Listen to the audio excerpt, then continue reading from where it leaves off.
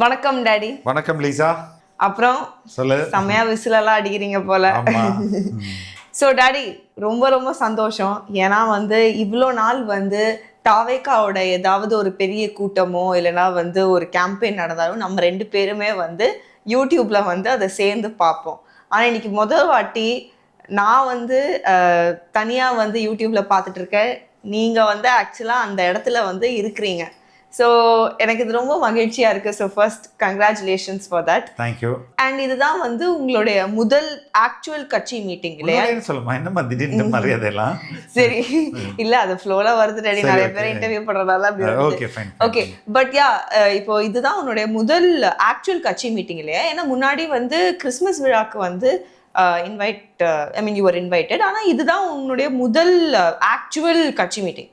So அதோட experience எப்படி இருந்துச்சு? என்னெல்லாம் நடந்தது? ஆல் ஆஃப் தட் தயவுசெய்து. ஐயோ பயங்கரமாக இருந்ததுமா. இதுக்கு முன்பு நான் எல்லாத்தையும் விக்ரவாண்டிக்கு போயிருக்கேன், பல கட்சி கூட்டங்கள் போயிருக்கேன்னு பார்த்துருக்கேன்னு வச்சுக்கோங்களேன். ஆனால் இது கட்சி ஆளாக ஒரு அரங்கில் உட்கார்றது இருக்குல்ல, அதுவும் பயங்கரம். ஐயோ சவுண்டு பயங்கரமான சவுண்டு. இங்கே நம்ம உங்களுக்கு ஆடியோவில் வர்றது நாட் ஈவன் என்ன சொல்கிறது, ஒரு 10% கூட இல்லை. Ambient sound. ஐயோ பயங்கரமான சவுண்டு. அதுல ஒரு 2 மணி நேரம் காது டம்மா. அதுதான் நான் நினைச்சேன், சும்மாவே சவுண்ட் நம்ம ஆளுக்கு ஒத்துக்காதே. ஆமா, எனக்கு சவுண்டு பாட்டு கூட சவுண்டா கேட்க முடியாது. ஐயோ பயங்கரமான sound. But that was excellent experience. நேரில் முகம் பார்த்து ஒன்று பார்க்கறதுக்குல அது எல்லாமே அந்த துட்டிப்பு, மக்கள் ஆரவாரம், தலைவரை பார்க்கறது, ஐயோ அது உண்மையிலே ஒரு சரியான எக்ஸ்பீரியன்ஸ் எனக்கு. எப்போதுமே நம்ம அந்த சைடு தான் பார்த்துட்டு இருப்போம். ஒரு செய்தியாளராக அதை பார்த்துட்டு இருப்போம், இப்படி பார்த்துட்டு இருப்போம். அது ரொம்ப இன்வால்வ் ஆகிருக்க மாட்டோம். ஆனால் இப்போ முதல் முறையாக இன்வால்வ் ஆகிறோம்ல, அதில் இன்வால்வ் ஆகும்போது அந்த மக்களுடைய ஆர்ப்பரிப்பும், தலைவருடைய பேச்சும், புன்னகையும், அதேங்க உண்மையிலே it was excellent experience for me. தலைவர் உங்களை பார்த்தாரா? Okay, very nice. இப்போ விசில் டாடி, எல்லா இடத்துலையும் விசில் தான். விசிலை ஆஸ் ஆதவ் அர்ஜுனா அவர்கள் சொன்ன மாதிரியே விசில் இப்போ வேர்ல்டு வைட் ட்ரெண்டிங்கில் இருக்கு. ஆனால் இந்த விசில் சிம்பிள் அப்படிங்கிறது இப்போ என்னோட அண்டர்ஸ்டாண்டிங் எப்படின்னா, பொலிட்டிக்கல் பார்ட்டிஸ் எல்லாமே அந்த ஓட்டு போடுறதுக்கு முன்னாடி ஆல் ஆஃப் தெம் ஒரு சிம்பிள் அலாட் ஆயிருக்கும். ஆனால் இப்போ இது விசில் சிம்பிள் தாவேக்கா அவங்களே இது சூஸ் பண்ண ஒரு சிம்பிளா எப்படி அது அமைஞ்சது? ஏன்னா இது பயங்கர கோஇன்சிடென்ஸா இருக்கு. இல்லை, இது கோஇன்சிடென்ஸ் இல்லைம்மா. இது கோட்டு படத்துக்கு முன்பே திட்டமிட்டாங்கன்னு நினைக்கிறேன். சரி, ஒவ்வொரு கட்சியும் ஒரு 3 அல்லது 4 ப்ரையாரிட்டைஸ் பண்ணும். அது ஒரு சில கட்சிகள் சிம்பிள் செலெக்ஷன் போகும்போதெல்லாம் நான் இருந்திருக்கேன்னு வைங்களேன். அப்போது நேரிலே பார்த்துருக்கேன் எப்படி என்னென்ன நடக்கும், எப்படி பண்ணுவாங்க அப்படின்லாம் பார்த்துருக்கேன் நான். அப்போது ஒரு 4 சின்னம் நம்ம ப்ரையாரிட்டைஸ் பண்ணி கொடுக்கணும். அதில் அதுக்கு இதுக்கு முன்பு அது வேறு யாருக்காவது அலர்ட் ஆகிடுச்சுன்னா அதை தரமாட்டாங்க. ஓகே, ஃபஸ்ட் கம் ஃபஸ்ட் சர்வீஸில் தான். அதை நீ முதல்ல போய்ட்டு அந்த சின்னத்தை கிளைம் பண்ணிங்கன்னா உங்களுக்கு ஃபஸ்ட்டு அப்படி தான் அது நடத்துவாங்க. இது எல்லாமே கோட்டு படத்துக்கு முன்பே முடிவு செய்யப்பட்டது அப்படின்னு நினைக்கிறேன் நான். அப்போ அந்த பாட்டு விசில் போடு அப்படிங்கிற பாட்டு முன்னாடியே இதை மையப்படுத்தி தான் பண்ணியிருக்காங்க. 4 சிம்பிள் தரணும். அதில் இவங்க ஃபர்ஸ்ட் கொடுத்தது விசில், ரெண்டாவது மைக்கு. ஓகே, அதுலயே அந்த மைக் வரும். ஆமா, இன்கேஸ் விசில் கிடைக்கலன்னா மைக் வந்ததுன்னா அதையும் நம்ம பயன்படுத்திக்கலாம் அப்படின்ற மாதிரி எல்லாமே ப்ரீ பிளான்ட். இது ஏதோ இவங்க இன்னைக்கு விசில் கேட்டாங்க அது வந்துருச்சு அப்படிலாம் கிடையாது. ஏற்கனவே இது ஏன்னா பிகில்னு ஒரு படமே இருக்குல்ல, இன்னைக்கு கூட தலைவர் சொன்னார்ல, அடிக்கடி இந்த ஜானுக்கு சொல்லுவாங்க, ஞாபகம் இருக்கா உனக்கு? ஓகே, ஸோ அந்த அடிப்படையில் இது எல்லாமே வெல் பிளான்டாக தான் இவங்க பண்ணிட்டு இருக்காங்க. படத்துலேருந்தே நான் சொல்கிறேன், அப்போவே இதெல்லாம் திட்டமிட்டு ஓகே நம்ம ஏன்னா அந்தளவுக்கு ஒரு டீப்பர் தாட் ப்ராசஸ் நடந்திருக்கு. ஓகே, இப்போ நான் கட்சி அறிவிக்கிறதுக்கெல்லாம் முன்பே தான் இந்த படம் ஷூட்டிங் ஸ்டார்ட் பண்ணியிருப்பாங்க. ரிலீஸ் வேணா லேட்டாக கட்சி அறிவிச்சிட்ட பிறகு வந்திருக்கலாம். பட் ஷூட்டிங்லாம் முன்னாடியே ஆரம்பிச்சிருப்பாங்க. அப்போவே இந்த தாட் ப்ராசஸ் நடந்திருந்தா தானே இதெல்லாம் பண்ணியிருக்க முடியும். அப்போது விசில் போடு, மைக் எடுக்கவா, இதெல்லாம் முன்னாடியே பிளான் பண்ணி பண்ணிட்டு இருக்காங்க. அதனால ஒரு லாங் தாட் ப்ராசஸ் இதை பற்றி நடந்திருக்கு. அதோட அவுட்கம் தான் விசில் அப்படின்றத நான் புரிஞ்சுக்கிறேன். So it was meticulously planned as you said. இது ஒரு கோஇன்சிடென்ஸாவோ இல்லை இருக்கிற ஒரு சிம்பிளை சூஸ் அப்படியெல்லாம் கிடையாது. ஆனால் விசிலோடைய டீப்பர் சிக்னிஃபிகன்ஸ் என்னது டாடி? விசில் நம்ம நினைக்கிறோம் ஒரு என்டர்டைன்மெண்ட்டு, இல்லைன்னா ஒரு சத்தம் எழுப்புது, போலீஸ் அப்படின்னு நினைக்கிறோம். ஆக்சுவலாக விசில் ப்ளோவர்னு ஒரு கான்செப்ட் வந்ததுல, ஆமா, எங்கேயாவது தப்பு ஆக்சுவலாக மீடியா தான். மீடியா தான் விசில் ப்ளோவர். ஆமா, media is a watchdog of Indian constitution, any constitution of that கண்ட்ரின்னு வச்சுக்கேன். அப்போ விசில் ப்ளோவர்னா என்னது? இந்த விசில் ப்ளோவர்னா உனக்கு என்னென்ன மீனிங் தெரியும்? விசில் ப்ளோவர்னா வந்து இந்த கவர்மெண்ட்ல நடக்கிற வந்து சம் கைண்ட் ஆஃப் இல்லீகல் ஆக்டிவிட்டீஸோ இல்லை ஏதாவது கரப்ஷனோ வந்து போட்டு எக்ஸ்போஸ் பண்ணி விடுறது, வெளியில எடுத்துட்டு வந்து கொடுத்தா விசில், அதாவது வந்து மக்கள்கிட்ட சொல்றது, அதான் விசில் ப்ளோவர். விசிலோட இன்னொரு முக்கியமான ரோல் வந்து it stops the foul play. Yes, ஒரு கேமில், ஒரு ஃபுட்பால்லையோ, ஒரு கிரிக்கெட்லையோ, ஃபுட்பாலில் மெயினாக ஃபுட்பால்லையோ ஹாக்கிலையோ அந்த ரெஃப்ரி வந்து அமைதியாக இருப்பார். அவர் எப்போ விசில் அடிக்கிறாருன்னா ஒரு தப்பு நடக்குது அப்படின்போது விசில் நிறைப்பாரு, அப்படியே ஸ்டாப் ஆகிடும். அப்போ ஒரு ஃபவுல் பிளே இருக்குல்ல, ஒரு தப்பான ஆட்டம் இருக்குல்ல, அந்த தப்பான விளையாட்டை ஸ்டாப் பண்ணுறது வந்து விசில். அப்போ பொலிட்டிக்கலாக இங்கே ஒரு கரப்ஷன் நடக்குது, அந்த கரப்ஷனை ஸ்டாப் பண்ண போகிறது எது? விசில். ஒரு ஒரு கெட்ட ஆட்சி நடக்குது, அந்த ஆட்சியை நிறுத்த போவது எது? விசில்.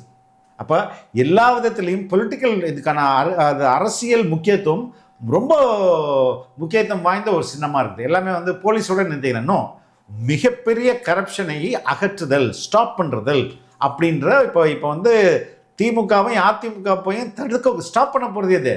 விசில். ஆக்சுவலாக நான் இப்போதான் நம்ம பேசும்போது தான் வந்து எனக்கு அது ஸ்ட்ரைக் ஆகுது, அந்த விசிலோட கான்சனன்ட், அந்த வியும் விஜய் அப்படிங்கிறது, அதுவும் ஒன்று, அது ஒரு மாதிரி ஒரு நல்ல ஒரு வெற்றி கழகம் வி, ரைட்டுங்களா? விஜய் வி, விசில் தமிழ்ல வி. எஸ், ஆனா இங்கிலீஷ்ல வேற ஸ்பெல்லிங். ஆமா, WI, ஆனா இட்ஸ் ப்ரொனவுன்ஸ்ட் லைக் வி.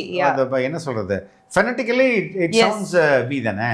அதனால இது எல்லா விதத்திலையும் வந்து சிந்தித்து எடுக்கப்பட்ட முடிவின் விளைவு தான் இந்த விசில். பரவாயில்ல ரெடி, உங்களோட தலைவர் வந்து ரொம்ப ஆளுமையா வந்து யோசிச்சு. இல்ல, உண்மையில ரொம்ப ஆழ்ந்து சிந்திக்கக்கூடியவர் அவரு. அவர் எல்லாருமே அவர் சொன்ன மாதிரி அவரை அண்டர் எஸ்டிமேட் பண்றாங்க. எஸ், ஆனா அவர் அண்டர் எஸ்டிமேட் பண்ணவே கூடாது, மக்கள் எஸ்டிமேட் பண்ணிடுறாங்க கரெக்டா. என்னப்பா இந்த விஜய் இப்பதான் வந்திருக்கிறாரு, இவர் கூடலாம் யார் வரப்போறா, அவங்க வரமாட்டாங்க, இவங்க வரமாட்டாங்க, அப்படி இப்படின்ட்டு நம்மளை பற்றி ஒரு அண்டர் எஸ்டிமேட் பண்ணிட்டு இருக்காங்கல்ல. அதுனா நமக்கு புதுசா என்ன? 30 வருஷமாக நம்மளை அண்டர் எஸ்டிமேட் பண்ணிட்டு தான் இருக்கிறாங்க. ஆனால் மக்கள் கரெக்டாக நம்மளை எஸ்டிமேட் பண்ணி ரொம்ப அழகா, ரொம்ப அக்கறையா, ரொம்ப தெளிவா, ரொம்ப தீர்க்கமா நமக்குன்னு ஒரு இடத்த கொடுத்துருக்குறாங்கல்ல. எப்படி? என் கேரியரின் உச்சமான ஒரு இடத்த கொடுத்துருக்குறாங்கல்ல. ஐ திங்க் இந்த ஒரு கூட்டம் வந்து ஒரு சரியான எக்ஸாம்பிள்னு நினைக்கிறேன். ஏன்னா வந்து இது வரைக்கும் வந்து மக்கள் வந்து என்ன சொல்லியிருக்கிறாங்கன்னா, தாவேகா வந்து ஒரு இன்எக்ஸ்பீரியன்ஸ்டான ஒரு பார்ட்டி அப்படின்னு சொல்லியிருக்காங்க. ஆனா வந்து ஐ திங்க் இந்த கூட்டம் வந்து ப்ரூவ் பண்ணுது இல்லையா, தாவேகா வந்து ஒரு எக்ஸ்ட்ரீம்லி ஒரு எப்படி சொல் ஸ்ட்ராட்டஜிக் பார்ட்டி. ஆமா, எங்க கட்சியோட ஸ்ட்ராட்டஜி வந்து ரொம்ப ரொம்ப ஸ்ட்ராங்கான ஒரு ஸ்ட்ராட்டஜி. என்னன்னா, எல்லாருமே சொல்றது இன்எக்ஸ்பீரியன்ஸ்டு. இன்னைக்கு கூட வந்து ஐ திங்க் நிர்மல்குமார் பேசும்போது கூட சொல்லியிருப்பாரு. ஆமா, இன்னைக்கு இருக்கிற திமுகவில் ஒரு பெரிய சீனியர் யாராவது சொல்லிங்கன்னா ஒருத்தரை சொல்லிக்கலாம். திரு கே நேரு இருக்கிறாரு. அவருடைய 89லேருந்து அவர் எம்எல்ஏவாக இருக்காருன்னு நினைக்கிறேன். 81லேருந்து 5 தடவை எம்எல்ஏ, 4 முறை தோற்றிருக்கிறார். மொத்தம் 9 தேர்தலை சந்திருக்கிறார். அந்த 9 தேர்தலை சந்தித்த ஒரு கே நேரு அவர்கள், அவருடைய அனுபவம் பார்த்தீங்கன்னா கிட்டத்தட்ட 30 வருடத்துக்கு மேலே, 35 வருட அரசியல் அனுபவம். அவர் சட்டமன்ற உறுப்பினராகவும் இருக்கிறார்.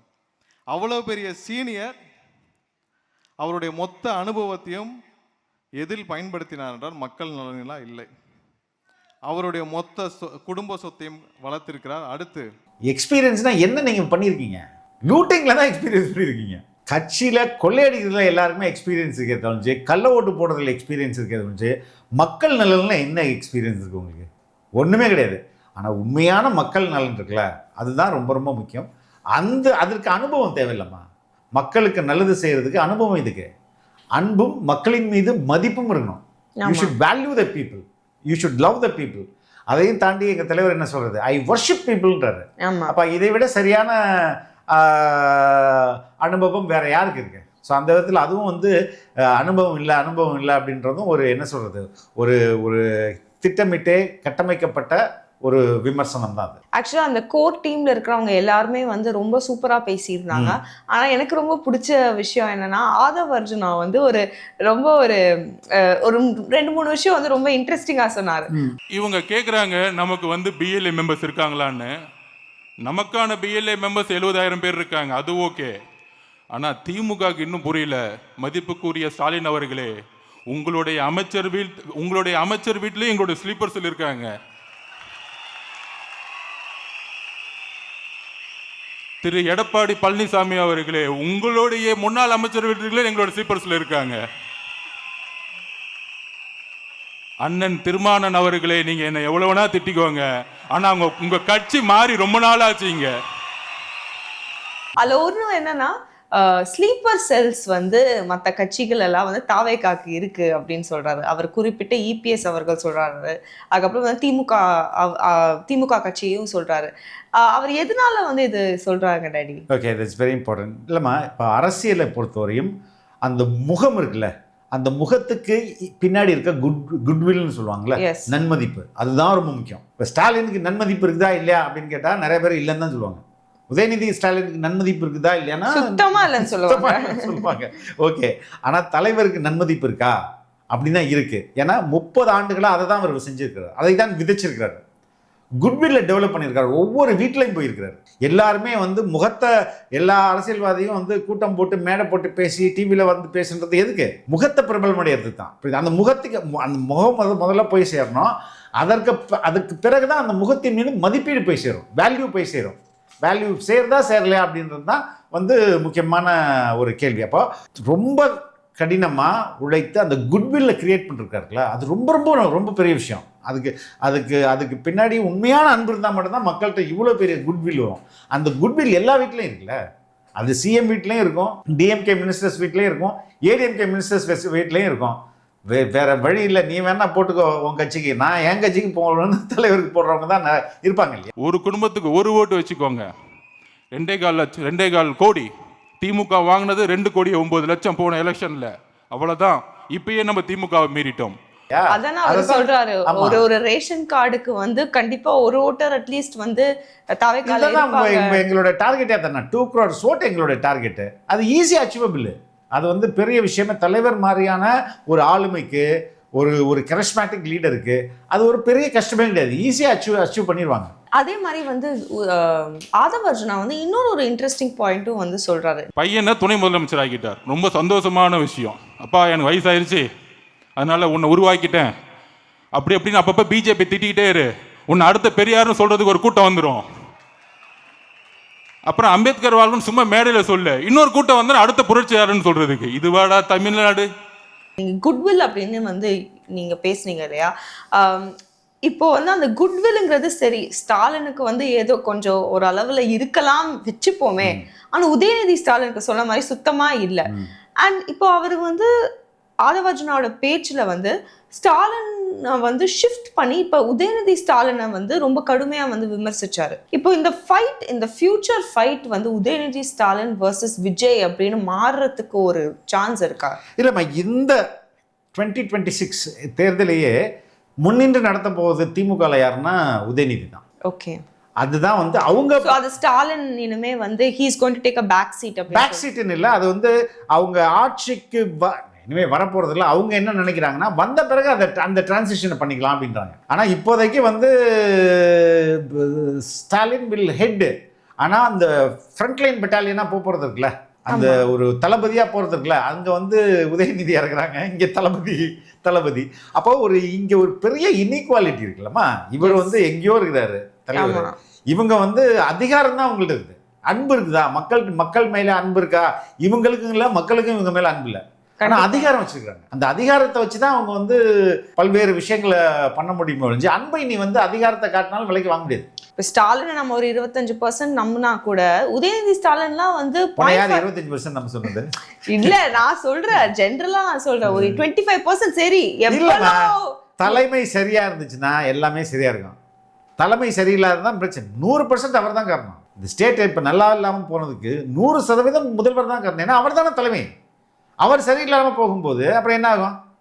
ஐ திங்க் இவர் தான், நம்ம ஆதவ் அர்ஜுனா தான் சொன்னார் இல்லையா, அதிகாரத்துக்கு வர்றதுக்கு முன்னாடி ஒரு நிலைப்பாடு, அதிகாரத்துக்கு வந்த பிறகு ஒரு நிலைப்பாடு. இந்த சட்டசபையில் பெருமையா பேசிக்கிறாரு. ரொம்ப சந்தோஷமா இருக்கு. என்னோட சாதனையை நானே முறியடிச்சுக்குவேன். என்னப்பா சாதனை பண்ண? அநேகமா அவருக்கு தூக்கத்தில் நடக்கிற வியாதி வந்துருந்துச்சுன்னு நினைக்கிறேன். இரவுல நடக்கிற வியாதி இருக்கு அப்படின்னு சொல்லிட்டு. ஆமா. அது மாதிரி தூக்கத்தில் நடக்கிற வியாதி மாதிரி எதுக்கு? You have to be perfect.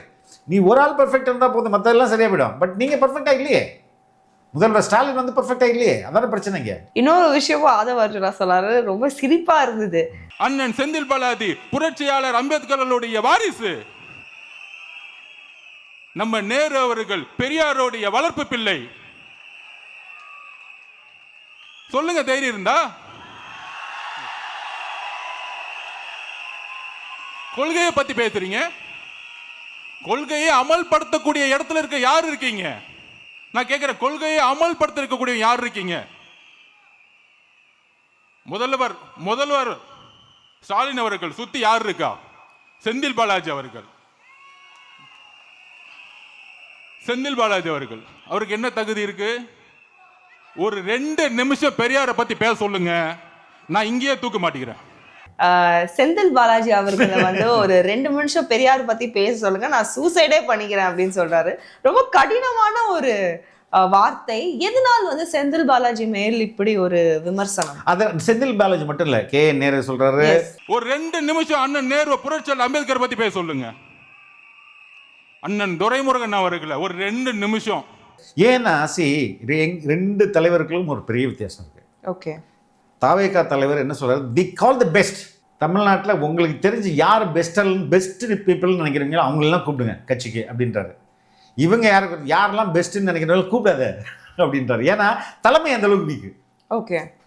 தலைமை அடிச்சுட்டு மேலே போயிடக்கூடாது, புரியுதா? அது வந்து உதயநிதியாக இருக்கட்டும், இல்லைன்னா எம்.கே. ஸ்டாலினாக இருக்கட்டும், அவர்களை விட அவர்களை விட கொஞ்சம் ஒரு படி கம்மியாக இருக்கணும், இல்லைன்னா ஒன்றும் இல்லாதவங்க இருக்கணும். அதை விட கொஞ்சம் மேலே போகிறவங்கள இருந்தால் பயம் வந்துடும் இவங்களுக்கு. புரியுதா நான் சொல்றது? அதனால தான் தத்துவார்த்த ரீதியில் யாரெல்லாம் வந்து ரொம்ப மொக்கையாக இருக்காங்களோ அவங்களெல்லாம் உள்ளே போடு. எப்படியா இருந்தாலும் நாளைக்கு உதயநிதி ஸ்டாலின்னா அவங்க எதிர்த்துடக்கூடாது, எதிர்த்து அவங்க வந்து கேள்வி கேட்டுறக்கூடாது, அவங்க அந்த அளவுக்கு அவங்களுக்கு பொட்டன்ஷியலே இருக்கக்கூடாது. அது மாதிரி டம்மி எல்லாம் கூப்பிடு அப்படின்றது, அதை தான் அவர் மீன் பண்ணுறாரு. அது வந்து மெட்டஃபரிக்கலாக அவர் சொல்கிறாரே ஒழிஞ்சு உள்ள சொல்ல வந்த கருத்து என்னென்னா, நம்மளுக்கு திறமைசாலிகள் வேண்டாம் அப்படின்ற முடிவை திமுக எடுக்குது. ஏன் எடுக்குதுன்னா, தலைமைக்கு திறமை இல்லை, அதை கேமஃப்ளாஜ் பண்ணுறதுக்கு திறமைசாலிகளை உள்ளே கூப்பிடாதீங்க அப்படின்றது. அப்போ அது ஆனால் இங்கே நம்ம தாவேக தலைமைன்னு டேய் பெஸ்ட்டெல்லாம் கூப்பிடு. ஏன் நானே பெஸ்ட்டு, என் கூட இருக்கவங்களாம் பெஸ்ட்டாக இருக்கணும், அப்படி டீம் செட் பண்ணுங்க அப்படின்றது தான் அது ரெண்டுக்குமான உள்ள வேறுபாடு. ஆக்சுவலி இந்த ஃபோக் டேல்ஸ்லாம் வந்து ஒரு அரசன் வந்து எப்பவுமே வந்து நல்லா கோர்ட்டியர்ஸ் இருக்கணும் தான் வந்து ஆசைப்படுவாரு. யாருமே வந்து மொக்கையா இருக்கிறவங்களா டிஸ்மிஸ் பண்ணிடுவாரு கோர்ட்ல இருந்து. அந்த மாதிரி இப்ப நீ சொல்றத பார்த்தா திமுகல வந்து ஒருத்தர் கூட வந்து ஒரு வெல் நாலேஜபிள் இருந்தான்னா அவங்களை ஓரமா தூக்கி தூரமா வச்சிருவாங்க. கிட்ட வராது, நீ அங்கேயே இரு, இந்த ரொம்ப தூரத்துல இரு அப்படின்னு வச்சிருவாங்க. Okay ready. இப்ப நம்ம வந்து தலைவருடைய பேச்சுக்கு போவோம். பயங்கரமா வந்து பேசியிருக்காரு இந்த வாட்டி. எங்கெல்லாம் வந்து அடிக்கணுமோ அங்கெல்லாம் அடிச்சிருக்காரு, எங்கெல்லாம் சாஃப்டா பிளே பண்ணுமோ சாஃப்டா பிளே பண்ணாரு. But each word was packed with power. மிக மிக மிக முக்கியமான ஒரு காலகட்டத்தில் நாம் இருக்கிறோம். நான் ஏன் இதை இவ்வளோ அழுத்தமாக சொல்கிறேன் அப்படின்னா,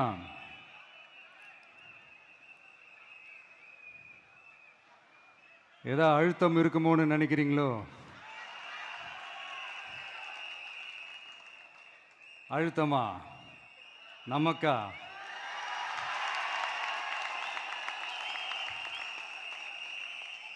இந்த அழுத்தத்துக்கெல்லாம் அடங்கி போற ஆளா இந்த ஆளு?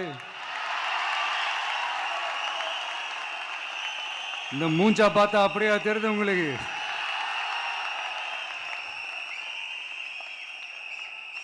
அதனால அப்படியெல்லாம் நடக்காது. அதுவும் முக்கியமா நம்ம கிட்ட அதெல்லாம் நடக்கவே நடக்காது. ஆனா அழுத்தம் இருக்குதான்னு கேட்டீங்கன்னா இருக்குது. அது நான் இல்லைன்னு சொல்ல வரல, நமக்கு இல்ல, மக்களுக்கு. ஃபர்ஸ்ட் டே ஸ்டார்டிங்ல வந்து அழுத்தம் அப்படின்னு ஆரம்பிச்சாரு. அந்த அழுத்தம் அப்படிங்கிற அவர் எந்த அழுத்தத்தை மீன் பண்றாரு அப்படின்னு நீங்க நினைக்கிறீங்க? இல்லம்மா, அழுத்தம் இருந்திருக்குமா அப்படின்றது அது முக்கியம் இல்லை. அந்த அழுத்தத்தை நீங்க எப்படி கையாண்டீங்க? ஈல்டானீங்களா? இன்னைக்கு செக் வச்சிருக்குது, சிபிஐல செக் வச்சிருக்குது, ஜனநாயகம்ல செக் வச்சிருக்குது, அப்படி இப்படி எல்லாம் கதை விட்டீங்களே, கடைசியா என்னாச்சு? இவர் எல்லாத்துக்கும் செக்மேட் அப்படின்னு சொல்லிட்டு போயிட்டாரு. எல்லாத்துக்கும் நான் வைக்கிறேன்டா செக் அப்படின்ட்டு. சரி, அதுதான் சொல்றேன், ஒரு தலைமை என்பது அறிவித்து விட்டு செய்வது. நான் பலமுறை சொல்லியிருக்கேன், ஒரு நல்ல தலைமை இருக்கிற பண்பே நான் அறிவிக்கிறதுக்கு முன்னாடியே. நீங்களாம் அதுக்கு எதிர்ப்பானா இருக்கலாம், வீட்டில் அறிவிச்சால நீங்க திட்டுவீங்க, கரெக்டா இல்லையா? ஆமா. ஆனா உண்மையா தலைமை பண்பு என்பது அறிவித்து விடுதல்.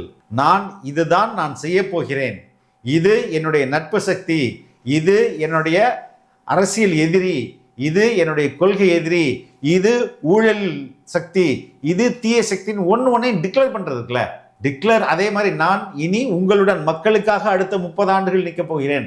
இது எல்லாமே என்னது? இதுதான் ஒரு சரியான லீடர்ஷிப் குவாலிட்டி. அப்போ இவங்க என்னென்ன மாதிரி உருட்டினாங்க, ஐயோ ரொம்ப பயங்கரமா உருட்டினதெல்லாம் பார்த்தா பாஜகவுக்கு போயிடுறாரு, இந்த சிபிஐல வச்சு பேசுறாங்க, வாட் எவர் இட் இஸ். அழுத்தத்தை எல்லாம் வந்து அதை சொல்ல, இந்த மூஞ்சா வந்து அழுத்தத்துக்கு அடி பண்ணியோ அப்படின்ற மாதிரி அதெல்லாம் வாய்ப்பு. எனக்கு வந்து அந்த கான்ஃபிடென்ஸ் 100% இருந்தது. நான் உங்கள்கிட்ட எல்லாம் சொல்லியிருக்கேன், ஆமா, எனக்கு வந்து 100% தெரியும் தலைவனை வந்து யாருமே இன்ஃப்ளூயன்ஸ் பண்ண முடியாது. ஹீ வில் டேக் அ கால்னா, அவர் எடுத்துட்டாருன்னா அந்த call he will stand to it அப்படின்றத எனக்கு வந்து நான் உறுதியாக நம்பினேன். நான் இன்ன முறையுமே நான் வந்து அதில் வந்து you can read his mind. நான் வந்து என்னை பார்த்தேன், அவருடைய கடந்த கால நிகழ்வுகள் எல்லாம் பார்க்கும்போது ஒவ்வொன்றைக்கும் ஒவ்வொரு மாதிரி ரியாக்ட் பண்ணுறது இருக்குல்ல, அதுவே ரொம்ப யூனிக்காக இருக்கும். ஹெச் ராஜா வந்து ரொம்ப ஹெச் ராஜா வந்து ஜோசப் விஜய் சொல்றது, அதுக்கு அடுத்த நாளே வந்து சி ஜோசப் விஜய் அப்படின்னு ஒரு லெட்டர் பேட்ல எழுதின ஒரு தலைவர். அது மட்டும் இல்லாமல் ஒரு படம் வந்துச்சு, அதுக்கு வந்து ஹரிச்சந்திர சர்மாவோ ஏதோ ஒரு பேர் வச்சு வில்லனா இப்படிதான் ஒரு ஆர்டிஸ்ட் வந்து தன்னுடைய சட்டையரை பண்ண முடியும். இதெல்லாம் வந்து அதெல்லாம் தான் சொல்றேனே, யூ கேனாட் அவரை ஃபோர்ஸ் பண்ணி ஒரு விஷயத்த பண்ணவே வைக்க முடியாது. உயிரே போனாலும் நான் என்னுடைய பாதையில தான் போவேன் அப்படின்றதுல ரொம்ப அவரோட கொள்கைக்கும் அவரோட பிலீஃபுக்கும் வந்து எதிரான ஒரு விஷயத்தை வந்து கண்டிப்பா பண்ணவே மாட்டார். அதற்கு இனிமேல இந்த ஊடகங்கள் உருட்டுவதை நிறுத்த வேண்டும் என்று அப்படியே ஏடிஎம்கே செக் வச்சிருக்குது, இந்த கண்டிஷன்ஸ் வச்சிருக்கு, என்ன சொல்றது, என்டிஏக்கு போக போறாரு. எதுக்கு இதெல்லாம்? எனக்கு என் தலைமையை பற்றி நான் வந்து தெரியும். தலைவர் மாதிரி எந்த அழுத்தத்துக்கும் அவர் வந்து என்ன துணை போகவே மாட்டார். இருந்தாலும் ஆனால் இன்னொன்று சொல்கிறேன், கூட்டணியை பொறுத்தவரையில் யார் என்ன சொன்னாலும் அவர் எடுக்கிற முடிவு தான். அதை இல்லை டேடி, நான் வந்து அவர் வந்து இந்த மாதிரி எந்த விதமான அழுத்தத்துக்கும் வந்து ஹி வில் நாட் ஈல்ட் அப்படின்னு நம்ம சொல்றோம். அதுவே வந்து ஒரு ரொம்ப பெரிய ஒரு ப்ரெஷர் இல்லையா? ஏன்னா 1000 பேர் 1000 விஷயம் சொல்லுவாங்க, அதுவும் அவருக்குன்னு ஒரு பயமும் இருக்கும். அண்ட் அதே மாதிரி நம்ம வெற்றி பெறணும் அப்படிங்கிற ஒரு ப்ரெஷர் அவருக்குமே இருக்கு. அவரே சொல்றாரு கப்பு முக்கியம் பிகில அப்படின்னு. அந்த ப்ரெஷர் எல்லாம் இருக்கும் போது இருந்தும் நான் வந்து, ஏன்னா பிஜேபி கிட்ட போறது ரொம்ப ஈஸி, அவங்களால வந்து ஒரு நல்ல ஒரு விக்டரியை வந்து பார்க்க முடியும். ஆனா இருந்தாலும் அவர் வந்து அதெல்லாம் இதெல்லாம் பழகி இருக்குன்னு நினைக்கிறேன். நான் சொல்றேன், ஒவ்வொரு படம் ரிலீஸ் ஆகும் போதும் ப்ரெஷர். ஏமா அது மல்டி குரோர்மா, எவ்வளோ பேருடைய உழைப்பு இருக்குது, அதுக்கு ஏற்ற மாதிரி இன்வெஸ்ட் பண்ணவங்களுடைய காசு இருக்குது, அதெல்லாம் சக்ஸஸ் பண்ணி கொடுக்குறதுன்ற மொத்த பேர்டன் யார் மேலே விழும்? கண்டிப்பாக விஜய் அவர்கள் மேலே, தலைவர் மேலே மேலே. அது மாதிரி எத்தனை படங்கள், எத்தனை ப்ரெஷர்ஸ், எத்தனை விதமான அழுத்தங்கள், இதெல்லாம் தாண்டி தானே வந்திருக்காரு. ஸோ அழுத்தத்தை ப்ரெஷரை ஹேண்டில் பண்ணுறது இது ஏதோ காலையில் டிஃபன் சாப்பிட்ற மாதிரி சாப்பிட்டு போயிட்டே இருப்பார் அப்படின்னு தான் நான் நினைக்கிறேன். இது கொஞ்சம் அதிகமான இன்னமும் அவர்கிட்ட அழுத்தம் இருக்க தான் செய்யும். நம்ம சக்ஸஸ் பண்ணணும், இவ்வளோ மக்கள் நம்மளை நம்புகிறாங்க, இவ்வளோ மக்கள் நம்ம பின்னாடி நிற்கிறாங்க, இவ்வளோ பேர் நம்ம மேலே நன்மதிப்பு வச்சுருக்காங்க, இவங்களுக்கு நம்ம வந்து திருப்பி செய்யணும், அந்த அழுத்தம் இருக்குங்களே. ஸோ அதனால் nobody can make him to yield for through pressure. அவராக மனசில் நினச்சாதான் உண்டு. அதில் வந்து மாற்று கருத்தே இல்லை. அதை இனியாவது இந்த ஊடகங்கள் புரிந்து கொள்ள வேண்டும் என்பதை நம்ம ரொம்ப ரொம்ப ஆணித்தரமா நான் சொல்றேன். சரி டேடி, நெக்ஸ்ட் வந்து டிஎம்கே ஏடிஎம்கே 2 கட்சிகளும் நம்ம 2 பேருமே வந்து வச்ச விமர்சனம் என்னன்னா, இவங்க 2 பேரும் ஊழல் பத்தி பேசவே மாட்டேங்கிறாங்க அப்படின்னா. தமிழ்நாட்டை இதுக்கு முன்னாடி ஆண்டவங்களும் சரி பாஜகவுக்கு அடிமையா தான் இருந்திருக்கிறாங்க. ஸோ அவங்கள நம்பியும் ஒரு பிரயோஜனமும் இல்லை. இப்போ ஆண்டுகிட்டு இருக்கிற இந்த திமுக அரசாச்சும் நமக்கு ஏதாவது செய்வாங்கன்னு பார்த்தா இவங்களும் அவங்கள மாதிரியே தான். இன்னும் சொல்ல போனால் ஒரு படி மேலே, இன்னும் மோசம். அவங்களாச்சும் நேரடியாக சரண்டர் ஆகி இருப்பாங்க, இவங்க மறைமுகமாக சரண்டர் ஆகி இருக்கிறாங்க. அவ்வளோதான் வித்தியாசம். ஆனால் இன்னைக்கு உங்களுடைய தலைவர் வந்து ஊழல் அப்படிங்கிற விஷயத்த வந்து ரொம்ப ஸ்ட்ராங்காக பேசினாரு. இந்த டிஎம்கே ஏடிஎம்கே கம்பேர் பண்ணும்போது தானே சொல்கிறேன். எஸ், அங்கே வந்து ஊழல் பேசினார் இல்லைன்னு சொல்ல, ஊழலை விட பாஜகவை மையப்படுத்தி பேசினாரு. பாஜகவுக்கு இவங்க அடிமை யாரு? அதிமுக. திமுக மறைமுக அடிமை அப்படின்றாரு. அப்போ இங்க இப்போ வந்து ஒரே டைம்ல 3 பேர், பாஜக மையப்புள்ளி, திமுக, அதிமுக 2 பேரும் வீட்டுக்கு அனுப்புன்றாரு. புரியுதா? அப்போ இது எவ்வளவு பெரிய ஸ்ட்ராங்கான ஸ்டேட்மெண்ட். எஸ். இப்போ ரெண்டாவது, இவங்க 2 பேருமே ஊழலை பத்தி பேசவே முடியாது. 2 பேர் பேசினாலும் கண்ணாடியில் என்னன்னு பேசுற மாதிரி தான் உங்களுக்கு தெரியும். ஏப்பா இந்த ஊழல், ஐயோ இதை விட நிலக்கரி ஊழல்னு ஸ்டாலின் எடுத்தாருன்னா அதே ஊழலை வந்து இவர் எடுப்பார். யாரு? எடப்பாடி. நிலக்கரி ஊழல்னு அவர் எடுப்பார். ஹைவேஸ்ல ஊழல் அப்படின்னா ஹைவேஸ்ல ஊழல் இவர் எடுத்தாருச்சு, அவரும் ஹைவேஸ்ல ஊழல் அப்படின்னு எடுப்பாரு. டாய்லெட் கட்டுவதில் ஊழல் அப்படின்னு சொல்லிட்டு எடப்பாடி எடுத்தாருன்னு வச்சுங்க, இவரும் டாய்லெட் கட்டுவதில் ஊழல். அப்பா ஊழலை பற்றி இவர்களால் பேசவே முடியாது, வாயடைச்சு நின்று போயிடணும். அப்ப இங்க ஊழலை பற்றி பேசக்கூடிய ஒரே கட்சி, அதற்கான தகுதியும் கொண்டவர் வந்து தலைவர். அதனாலதான் இந்த 2 கட்சியும் ஒரு தீய சக்தி, இன்னொன்று வந்து ஊழல் சக்தி, 2 வீட்டுக்கு அனுப்புங்க அப்படின்றாரு. எனக்கு வந்து என்னுடைய ஃபேவரட் பார்ட் வந்து என்னன்னா, அவர் சொல்லியிருப்பாரு இல்லையா, அரசியலுக்கு வந்ததுக்கு அப்புறமும் சரி, ஆட்சி அதிகாரத்துக்கு வந்ததுக்கு அப்புறமும் சரி, ஒன்று சொல்கிறேன், எழுதி வச்சுக்கோங்க. இதுக்கு முன்னாடி இருந்தவங்க மாதிரியோ இல்லை இப்போ இருக்கிறவங்க மாதிரியோ ஊழல் செய்யவே மாட்டான்.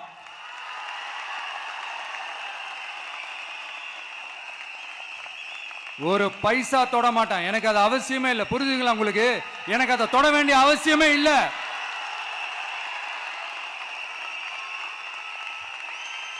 ஒரு துளி ஊழல் கரை கூட படியவே படியாது, படியவும் விட மாட்டான். நீங்க கேட்கலாம், இது என்ன சினிமாவா, இது என்ன முதல்வன் படமா, ஒரே நாள்ல வந்து இவர் எல்லாத்தையும் கிளீன் பண்ணிடுவாரான்னு நீங்க கேட்கலாம். ஓகே, பிராக்டிகலா அது பாசிபிள் இல்லதான். But it is a process, right? It is a process. இது வந்து ஊழல் அப்படிங்கிறது வந்து இட் இஸ் ஆப்வியஸா இது வந்து ரொம்ப ரொம்ப தப்பான ஒரு விஷயம் நம்ம சொசைட்டில நடக்குது.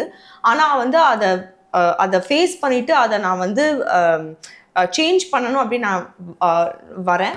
ஆனா வந்து இட்ஸ் அ ப்ராசஸ் அப்படின்னு அவர் சொல்றாரு. ஊழல் அப்படின்றது நான் செய்யவே மாட்டேன்றது. எஸ், இதை மட்டும் யாராவது சொல்லட்டுமா பாப்போம். மற்ற கட்சி தலைவர் இப்ப ஸ்டாலினே சொல்லிட்டோம். இல்லடி, இன்னொரு விஷயமும் சொல்றாரு, எனக்கு அது தேவை இல்லை. அதுதான் சொல்றாரு. இந்த இப்ப 2 கட்சி தலைவர், நான் ஊழல் செய்யவே மாட்டேன், ஊழல் செய்தவர்களை நான் பார்த்து கொண்டும் இருக்க மாட்டேன், யாராவது ஒரு கட்சி தலைவர் இங்க சொல்லுங்க பாப்போம்.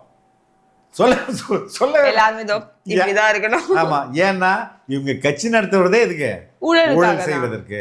அப்ப எனக்கு அந்த தேவை இல்லை, நான் ஊழல் செய்ய மாட்டேன், ஊழல் செய்பவர்களை அனுமதிக்க மாட்டேன். எவ்வளவு பெரிய பவர்ஃபுல் ஸ்டேட்மெண்ட். இதை மட்டும் இது தாவேகாவுடைய யூனிக் யூஎஸ்பியே தான். ஏன்னா அவருக்கு இது பண ஆசை. பண ஆசைன்றது ஒரு சைக்கலாஜிக்கல் ப்ராப்ளம். அது நோய், மனநோய். அது உங்களுக்கு அதிகபட்சம் என்ன, ஒரு நல்ல காரு, ஒரு நல்ல பங்களா, அதிகபட்சமாக நீங்கள் எதிர்பார்க்க போகிறது ஸ்விம்மிங் பூலோட வீடுன்னு வச்சுங்களேன். இவ்வளோ தானே எதிர்பார்க்க போறீங்க.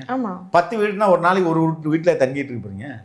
கண்டிப்பா இல்லை. உனக்கு தேவையான காசு, நீ அதிகபட்சமாக உன் பையனுக்கு தேவையான காசு அதை சம்பாதிச்சு கொடுக்குறது. இப்போ நான் உனக்கும் உன் தம்பிக்கும் சம்பாதிச்சு கொடுத்தாலே பெரிய விஷயமா? பிறக்காத தம்பிக்கும் அவனுடைய பையனுக்கு அவனுக்கு எதுக்கு அவ்வளோ காசு? இந்த மாதிரி 20 தலைமுறைகளுக்கு எதுக்கு உங்களுக்கு? அப்போ அது மனநோய் தானே. ஆமா, நீ வந்து என்னதான் நீ வந்து உனக்கு வந்து பசி இருந்தாலும் நீ மிஞ்சி போனால் ஒரு 1/2 கிலோ பிரியாணி சாப்பிடலாம். டைனிங் டேபிள் ஃபுல்லாக 50 கிலோ பிரியாணி வச்சுருந்துச்சு, எதுக்கு? நீ ஒத்தையே சாப்பிட முடியாதுல்ல. அப்போ தேவைக்கு அளவுக்கு மீறி போகும்போது அது மனநோய் தானே. இத்தனை தலைமுறைக்கு எதுக்கு காசு திருடுறீங்க? எதுக்குமா திருடுறீங்க? அப்போ அது மனநோய் தானே. அப்போ இதை தான் அவர் சொல்கிறாரு, எனக்கு அது தேவையில்லை, எனக்கு இருக்குது, என் பிள்ளைங்களுக்கு தேவையானது இருக்குது, நான் எதுக்கு இங்கே காசு வந்து கொள்ளையடிக்கணும், நான் எதுக்கு ஊழல் பண்ணணும்? ரொம்ப வேலிடான கேள்வி இல்லையா? இந்த கேள்வியை மற்றவர்கள் கேட்பதற்கு வாய்ப்பே இல்லை. ஏன்னா தமிழ்நாடு சீரழிவதற்கான துவக்க புள்ளியே இதுதான். எஸ், தமிழ்நாடு மட்டும் இல்லை, இந்தியா ஃபுல்லாவே. இவங்க ஒரு உருட்டு வச்சுருக்காங்க, ஸ்பெஷல் உருட்டு. ஊழல்லாம் முக்கியம் இல்லைங்க, மதவாதம் தாங்க முக்கியம். பிஜேபி உள்ள வந்துருங்க. ஐயோ, ஊழல்லாம் செகண்ட். ஊழல்ல தாங்க மொத்தமே ஆகுது. முதல்ல அவங்க 200 ரூபாய் ஊழலை ஃபர்ஸ்ட் கட் பண்ணாதான் இதெல்லாம் பேச மாட்டாங்க. இந்த பிஜேபி காட்டு உண்மையிலே நான் சொல்றேன், தமிழகத்தில் பாஜகவை தடுத்து நிறுத்துற சக்தி யாருக்கு இருக்குன்னா தலைவருக்கு மட்டும்தான். புரியுதுங்களா? நீங்க வேற வாய்ப்பே கிடையாது. இவங்க வந்து மறைமுகமா வச்சுக்கிறாங்க, அவங்க அவங்க நேரடியா வச்சுக்கிறாங்க. அதனால 2 பேருமே ஏதோ ஒரு விதத்தில் பாஜகவை வளர்த்து விடுகிறார்கள். அதை தடுக்கக்கூடிய ஒரே ஆற்றல் வந்து தமிழகத்துல தவேக தலைவர் தளபதி விஜய் அவர்களுக்கு மட்டும்தான் இருக்குது. இதை மக்கள் புரிஞ்சுக்கணும். இவங்க வந்து ஊடகத்தை வச்சு உருட்டலாம், எவ்வளவு வேணாலும் உருட்டலாம். ஆனா உண்மை என்பது தான். ஃபர்ஸ்ட்ல எல்லாம் தெரிய வந்ததுன்னு வச்சா அதுல த்ரில்லே இல்லைம்மா. ஆமா ரெடி. ஆக்சுவலி நான் அதான் யோசிச்சேன், ஏன் வந்து விஜய் முன்னாடியே வந்து இதெல்லாம் வந்து பேசியிருக்கலாமே. எல்லாமே வந்து முதல்ல வந்து எல்லாமே பேசிட்டாரு. ஆனா அதுக்கு அடுத்தது அந்த நெரேட்டிவ்ஸ் இவங்க இஷ்டத்துக்கு உருட்டி மாத்தி விடுறது. சிபிஐ பார்த்தல, அப்படியே பக்கத்துல இருந்து போன் அந்த என்கொயரி ஆஃபீஸர் போன் ஆன் பண்ணி மீடியா எல்லாம் வந்து கான்கால்ல போட்டு விட்டு கொஸ்டின் கேட்ட மாதிரி தானே போட்டுருந்தானுங்க. ஆமா, இவங்களுக்கு என்ன தெரியும்? அப்போ இங்க ஒரு பெரிய ஃபால்ஸ் நரேட்டிவ் செட் பண்ணப்படுது. இந்த தீய சக்தியோட தில்லு முள்ளுலாம் உங்களுக்கே நல்லா தெரியும். முழிச்சிட்டு இருக்கும் போதே முழியை தோண்டி எடுத்துட்டு போற கூட்டம். அதனால கொஞ்சம் ஜாக்கிரதையா இருக்கணும். அதான் அவரே சொல்ல, முழிச்சிட்டு இருக்கும் போதே மொழியை எடுக்கிற தீய சக்தின்ட்டு. ஆமா, உண்மையில அது அவ்வளவு தில்லுமுள்ளு சக்தி தான் அது. ஸோ டெஃபினட்டா அந்த விதத்தில் வந்து ஊழலை இங்க வந்து அதை நீங்க ஒழிச்சிட்டா போதும். நான் சொல்றது அட் த டாப் லெவல். நீங்க கீழே லெவல்ல ஒரு அதிகாரி வாங்குறாங்க, அது தலைவர் சொல்றாரு இட்ஸ் ப்ராசஸ்ன்னு சொல்றாருல, அது அவ்வளோ பெரிய ப்ராசஸ் எல்லாம் கூட இல்லை. Within a month you can control it. ஒரே மாசத்துல ஊழல் ஒழிச்சிடலாமா? அதிக பற்றி நான் ஒரு 10 ஆஃபீஸர் தூக்கி உள்ள விடு. ஊழல்னு வந்துச்சுன்னா டாப் லெவல் ஐஏஎஸ் ஆஃபீஸர்ல 10 பேரை தூக்கி ஜெயிலில் போட்டு நீங்க ஃபாஸ்டா ட்ரையல் பண்ணி தண்டனை வாங்கி கொடுங்க. அடுத்ததெல்லாம் கப்சிப்புன்னு ஆயிடும். எஸ், பயம் வந்துடும். ஏன்னா ஒரு அரசு அதிகாரிக்கு அவருக்கு இருக்கிற ஒரே பெரிய நம்பிக்கை என்ன, கடைசி வரை நமக்கு பென்ஷன் வரும், நல்ல ஒரு ரிட்டையர்மெண்ட் பெனிஃபிட் வரும், இதை வச்சுட்டு நம்ம என்ஜாய் பண்ணலாம். அதுக்கடுத்தது குட்வில், மக்கள்கிட்ட ஊர்லேயோ சமூகத்தின் பேர்லையோ ஒரு நல்ல ஐஏஎஸ் ஆஃபீஸருங்க, நல்ல நேர்மையானவர், லஞ்சம்லாம் வாங்க மாட்டார், இப்படி ஒரு பேர் எடுக்கணும். தமிழ்நாட்டுக்கு நல்லது செஞ்சாருன்னு ஒரு பேர் எடுக்கணும். இப்படி தானே எடுக்கணும். ஆனால் இவங்க எல்லாம் இப்போ இருக்கிற 3/4 பேர் என்ன பண்ணுறாங்க, ஊழல் பண்ணிட்டு இருக்காங்க. வந்த உடனே யார் மேலாம் ஊழல் குற்றச்சாட்டு இருக்குன்னு சொல்லிட்டு பட்டு அதெல்லாம் நிறைய இருக்குது. டிஎம்கே கவர்மெண்ட்லேயும் அதே அதிகாரிகள் தான், ஏடிஎம்கே கவர்மெண்ட்ல இருந்த அதே ஊழல் அதிகாரிகள் தான் இப்போ இருக்கிறாங்க. ஏன்னா டிபார்ட்மெண்ட் மாற்றி புதுசால் வந்து அவர் அந்த டெக்னிக்ஸை கற்றுக்கிட்டு அதுக்கப்புறம் லஞ்சம் வாங்கி கொடுக்குறதுன்றது லேட் ஆகிடும்ல. அதனால டே 1லேருந்து காசு வரணுன்றதா ஏடிஎம்கேல 10 வருஷம் எக்ஸ்பீரியன்ஸ் ஆனவங்கள இவங்க மாற்றவே இல்லை, அதே அதிகாரிகள் வச்சாங்க. அப்போ எல்லா அதிகாரிகள் ஊழல் அதிகாரிகள்லாம் இருக்குது. வந்த உடனே 10 நல்ல எல்லா ஊழல் அதிகாரிகளையும் எஃப்ஐஆர் போட்டு ஜெயிலில் போட்டு அதுக்கு அடுத்தது டக்கு சார்ஜ் ஷீட்டை போட்டு வந்து கோர்ட்டில் ட்ரையல் நடத்தி தண்டனை வாங்கி கொடுத்தாங்கன்னு வைங்களேன், 6 மாதம் போதும். அதுக்கு அதிகபட்சமாக 6 மாதம் போதும். அடுத்தடுத்த அதிகாரிகள்லாம் வாயை மூடிட்டு கரெக்டாக வேலை பார்ப்பான், ஸ்பீடாக வேலை நடக்கும். அப்போ ஐஏஎஸ் அதிகாரிகள் ஊழலில் வந்து நிறுத்தியாச்சுன்னா அதுக்கு அடுத்தது கீழே உள்ளவங்க எல்லாமே பயந்து, எதுக்குடா நம்ம ஒழுங்காக சம்பளம் வருது, அதை விட்டு அதுக்கு கழித்திக்கணும் சரியில்லை அப்படின்றதுல பயத்திலே வந்து. ஏன்னா இங்கே யார் கேட்குற அமைச்சருக்கு தானே நம்ம அடிச்சே கொடுக்குறோம். ஆமாம், அமைச்சரை யார் கேட்குறது? முதலமைச்சர் கேட்குறேன். முதலமைச்சர் தானே கொடுக்குறாரு அடிக்கிற காசுல பாதி. அப்போ எங்கேயுமே இது யாருமே கேட்க முடியாது இல்லையா? ஏன்னா எல்லாருமே ஊழல் வரும்போது அந்த மொத்த செயினுமே அப்படி தானே இருக்கு.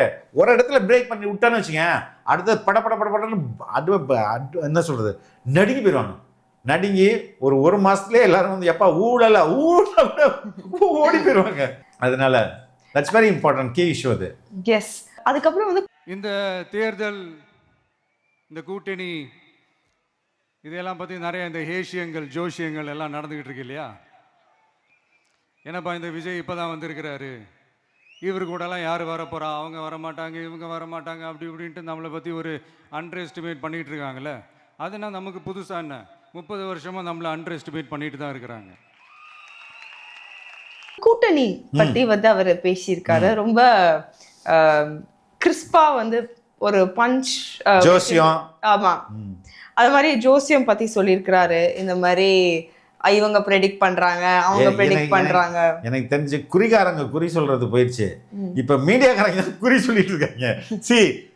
தலைவர் ரொம்ப 2 வார்த்தைகளை பயன்படுத்துறாரு. என்னை அண்டர் எஸ்டிமேட் பண்றாங்க அப்படின்ட்டு. அது ஒன்றும் புதுசு கிடையாது அப்படின்னு அண்டர் எஸ்டிமேட் பண்ண. இன்ஃபேக்ட் அண்டர் எஸ்டிமேட் பண்ணட்டும், அதான் நல்லதுக்கு நான். ஆனால் மக்கள் மக்கள் பெர்ஃபெக்டாக எஸ்டிமேட் பண்ணுறாங்க அப்படின்றாரு. உண்மையிலேயே நான் ஊடகம் கூட ரொம்ப நெருங்கிய தொடர்பில் இருக்கிற ஒரு ஆள். நான் ஒரு வருஷத்துக்கு முன்பு நான் பேசும்போது, யோ என்னையா நீ இப்படி சப்போர்ட் பண்ணுற அப்படின்னாங்க. டேய் உண்மை பாது, உண்மை, ஐ எம் நாட் சப்போர்ட்டிங், உண்மை அப்படின்னு சொல்கிறேன். ஆனால் இன்றைக்கி அவங்களே இல்லை ரொம்ப இதுவாக இருக்குதே, ரொம்ப பாசிட்டிவாக இருக்குதே தாவைக்காக்கு அப்படின்னு. நான் அன்னைக்கே சொன்னேனே, நீங்கள் அப்போல்லாம் அவங்க கண்ணே ஓப்பனே பண்ணல, ஏன்னா அண்டர் எஸ்டிமேட் பண்ணாங்க. இதே மாதிரி தான் ஒரு சில அரசியல் கட்சிகளும் அண்டர் எஸ்டிமேட் பண்ணுது. இப்போ இவங்க சொல்கிறாங்களே யாருமே கூட்டணிக்கு வரல, யாருமே யார் கூட்டணிக்கு ஃபீலர் உள்ள? ஆமாம், பாஜக, திமுகவை தவிர, திமுக உள்ள ஒரு சில கூட்டணி கட்சிகளை தவிர அதிமுக ஓப்பனாக இந்த நம்மளுக்கு சிக்னல் வந்துருச்சு, யாரை தாவேக்கா கொடி ஆட்டணும்னு இபிஎஸ் சொன்னாரா இல்லையா? எஸ், சிக்னல் வந்துருச்சு, நல்ல செய்தி வரும், பெரிய மாற்றங்கள் நடக்கும் அப்படின்னு அவர் இப்படி தான் ஒரு அரசியல் கட்சி தலைவர் ஓப்பனாக பொதுவெளியில் தன்னுடைய ஆசையை சொல்ல முடியும். சொன்ன பிறகு அடுத்தது அங்கேருந்து ரெசிப்ரிகேஷன் நடக்கணுமா இல்லையா? எங்கள் பார்ட்டிலேருந்து நடக்கணுமா இல்லையா? அமைதி. அப்போவே புரிஞ்சுக்கிட்டாங்க, ஓகே நம்ம எவ்வளோ சொல்லி பார்த்தோம் இது நடக்காது அப்படின்னு ஏடிஎம்கே நிறுத்திட்டாங்க.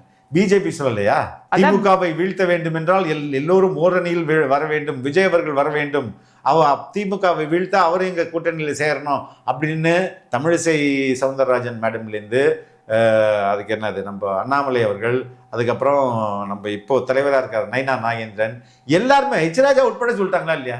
ஆமாம், ஏதாவது ஒன்று சொன்னாரா? அமைதி, அரசியல் எதிரி அப்படின்னு சொல்லிட்டு போயிட்டாரு. அதுக்கு அடுத்தது டிடிவி தினகரன், விஜய் கூட கூட்டணி வைக்கிறதுல என்ன தப்பு? அவர் விஜயகாந்தை விட இம்பாக்ட் அதிகமான உள்ளவருங்க. அவர் ஒரு மிகப்பெரிய கணிசமான வாக்கு வச்சிருக்காரு, அவர் கூட்டணி வைக்கலாமே, அது என்ன தப்பு? அது என்ன தீண்டத்தகாத கட்சி? இப்படிலாம் பேசினாரு பொதுவெளியில். ஏதாவது அங்கேருந்து ரியாக்ஷன் இருந்துச்சா? அமைதி. அப்போ என்னடா நம்ம இதுக்கு மேலே எப்படி நான் கத்துறது, போங்கடா அப்படின்னு. அப்போ எதுக்கு நான் சொல்றேன்னா, தலைவர் தன்னுடைய தாவேக்காவை ஒரு தூய சக்தி அப்படின்னு டிக்ளேர் பண்ணும்போது அது தூய சக்தியாக தானே வர முடியும். கலர்படம் கடந்த ஏற்கனவே இந்த பேக்கேஜ், எக்ஸ்ட்ரா பேக்கேஜ், லக்கேஜ், அது ஆல்ரெடி டர்ட்டானது, அழுக்கு படிந்த கரங்களை எடுத்துக்கொண்டு நான் தூய சக்தின்னு சொல்ல எப்படி மக்கள்கிட்ட சொல்ல முடியும்? You can't carry your dirty laundry to a new house. கரெக்டா? கரெக்ட் தானே. அப்போ இதெல்லாம் கழட்டி விடுறது தானே கரெக்டு. ஆனால் இப்போ எப்படி உருட்டுறாங்க? கூட்டணிக்கே யாரும் இதுக்கு மேலே யார் கூட்டணிக்கு வரல, எல்லாரும் தான் ஃபீலர் கொடுத்துட்டாங்களே, நாங்கள் சேர்த்துக்கல, அமைதியாக இருந்துட்டோம், அதுதான் உண்மை. ஆனால் மக்கள் கூட்டணி யார்கிட்ட இருக்கு? தாவேக்கா கிட்ட மட்டும் தான். ரைட், அதுதான் முக்கியமான கூட்டணி. ஒரு விஷயம் ரொம்ப நான் பார்த்த இந்த ஸ்பீச்ல என்னன்னா, நீங்க தான் நம்மளுடைய இந்த பிஎல்ஏஸ் பூத் லெவல் ஏஜென்ட்ஸோட களத்தில் நின்று வேலை பார்க்க போற ஃப்ரண்ட் லைன் வாரியர்ஸ். இப்ப நடக்க போறது வெறும் எலெக்ஷன் கிடையாது, இது ஒரு ஜனநாயக போர். இந்த டெமோக்ராட்டிக் பேட்டில லீட் பண்ண போற கமாண்டர்ஸ் நீங்க தான். விஜய் அவர்கள் வார் லாங்குவேஜ் யூஸ் பண்றாரு. ஓகேவா? இட்ஸ் a battle அப்படின்னு சொல்றாரு. ஜனநாயகமோட போர் அப்படின்னு சொல்றாங்க. இந்த மாதிரியான வார்த்தைகள் எல்லாம் எதுக்கு அவரு பயன்படுத்துறாரு அப்படின்னு? ஒரு டிபேட்டும் ஒரு பாக்ஸிங்கும் ஒண்ணுதான். எஸ், அது வேர்ட்ஸால நம்ம சண்டை போடுறோம், இது கையால சண்டை போடுறோம். அதே தான். இப்போ கிங்ஷிப் அந்த காலத்துல மொனார்கி இருக்கும்போது அரசுகள் தன்னுடைய ஆட்சியை பிடிக்கிறது என்ன பண்ணாங்க? சண்டை போட்டாங்க. பேட்டில் தானே, அது போர் தானே. அந்த போரோடைய எண்ட் ரிசல்ட் என்ன நடக்கும்? ஒன்று புதிய மன்னர் வருவார், இல்லைன்னா புதிய எதிரி தோற்கடிக்க போயிடுவார், இதுதானே. அப்போ ட்ரெடிஷ்னலாகவே ஆட்சி மாற்றம் என்பது ஒரு போர் தான். It's a battle. அந்த பேட்டிலில் you have to fight with a ballot paper. இன்றைக்கி பேலட் பேப்பரு, வார்த்தைகள், இதுதான் இங்கே போருடைய அந்த கான்செப்ட் என்ன ஒன்று தான். ஆனால் அது நடைபெறுகிற விதம் தான் மாறுதே ஒழிஞ்சு இட் இஸ் அ பேட்டில். இந்த பேட்டிலில் வெற்றி என்பது ஏற்கனவே நிச்சயமாகி உறுதியாகிவிட்டது தாவேக்காவிற்கு. ரைட்டா? ஹி கேம், ஹி சா அண்ட் ஹி கான்கர்ட் அப்படின்னு சொல்லிட்டு யார் சொல்லுவா? ஜூலியஸ் சீசர் சொல்லுவார் இல்லையா? அதே மாதிரி தான் he has come, he has scene and he is going to conquer. அதில் மாற்று கருத்தே இல்லை. நான் உலகம் இதை வெகு விரைவிலே பார்க்க தான் போகுது. இந்த பூத்தை பற்றி அவர் பேசியிருக்காரு. ரெடி, இந்த ரெண்டு கட்சிகள், ஆண்டு கட்சியாக இருக்கட்டும், இப்போ ஆள்ற கட்சியாக இருக்கட்டும், அவங்கள பொறுத்த வரைக்கும் பூத்துனா என்ன தெரியும்ல? அவங்கள பொறுத்த வரைக்கும் பூத்துனா கள்ள ஓட்டு போடுற இடம். ஆனால் நமக்கு, நம்ம டிவிகேவுக்கு அது ஒரு ஜனநாயக கூடம். அங்கே ஜனநாயகம் திருடுறாம நம்ம பார்த்துக்கிறணும். ஒவ்வொரு ஓட்டையும் நம்ம பாதுகாக்கணும். எப்படி பாதுகாக்கிறது? ஒவ்வொரு வீட்டில் இருக்கிற ஒவ்வொரு ஓட்டும் நமக்கு தானே ஃபஸ்ட்டு கன்ஃபார்ம் பண்ணுங்க. எனக்கு தெரிஞ்சு தமிழ்நாட்டில் ஒரு 2-2.25 கோடி ரேஷன் கார்டுகள் இருக்கும்னு நினைக்கிறேன். அவங்க எல்லாரும் வேற வேற எந்தெந்த கட்சியில் இருந்தாலும் கட்சி வேறுபாடு எல்லாத்தையும் தாண்டி இந்த விஜய் அவங்க வீட்டில் ஒருத்தனா வாழ்ந்துட்டு இருக்கிறான். அவங்க குடும்பத்தில் ஒருத்தனா பார்த்துக்கிட்டு இருக்கிறாங்க. அதனால இந்த கட்சி கிச்சி எல்லாத்தையும் தாண்டி இந்த விஜய் கூட கூட நிக்கணும்னு முடிவு பண்ணிட்டாங்க. அதனால அப்படி முடிவு பண்ண அவங்கள பாதுகாப்பா பூத்துக்கு கூட்டிட்டு வாங்க. நம்மளோட இந்த விசில் சின்னத்துக்கு ஓட்டு போட வைங்க.